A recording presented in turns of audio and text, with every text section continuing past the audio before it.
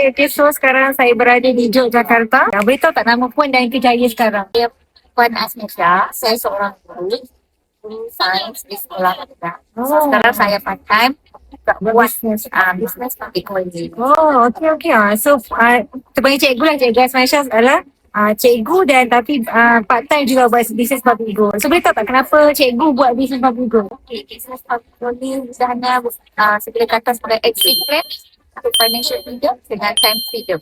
Slowly but surely. So, ada tak cabaran ni? Ya, cabaran yang pertama ialah masa.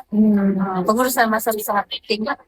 So far dah jadi ni, rasa-rasa mudah tak bisnes public go sebenarnya? Kalau saya dia tidak tenang. Asal pandai urus masa, insyaAllah boleh. InsyaAllah boleh kan. So kiranya semua orang boleh berjaya lah kan dengan bisnes public go.